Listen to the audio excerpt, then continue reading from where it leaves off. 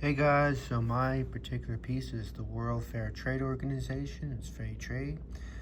Picked it because there's started by a Mennonite volunteer. I love the Mennonites. And so this is promoting free trade of marginalized communities and also sustainability to the environment. So it started in the 1950s to promote better economic opportunities for marginalized communities, and what it's trying to do is take away much of the middleman cut, building more transparency and accountability. The buyer and seller know where all the earnings come and go, building capacity through management training and improving efficiency with the business process. It's promoting environmental sustainability that is healthy for the planet and also sustainable for the environment. We look at the local producer, Fort Collins. It tries to use co-ops at the Museum of Fort Collins that partners with YFTO, selling local African and Asian producers. They hold a label with the YFTO that states that the producer is being fairly compensated and also charges reasonable prices. So with this label seal, you know who and where it goes.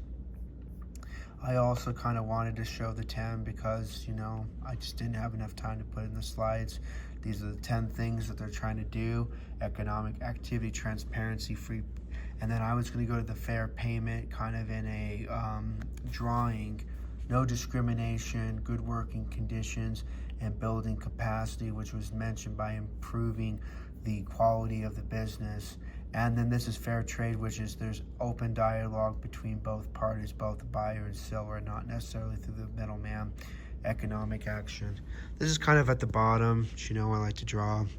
So the environment, the little sloth, he's happy because the trade is not hurting his habitat or his ability to live.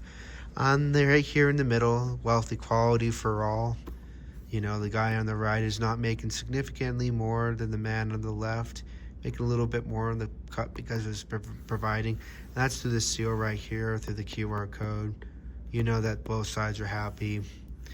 The used fair payment process is a third-party transaction that is managed by independent parties, and prices are maintained by the YFTO.org, which means that they use a living wage calculation based on the currency of the country they're from, the living wage ladder, and also local context, because not every art piece is of the exact same value, both on the local level and on an international level.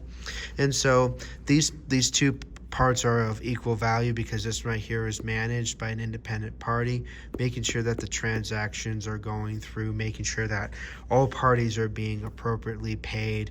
This right here is a calculation. Say, for example, you're in Zimbabwe or you're in South Africa and you use the rand.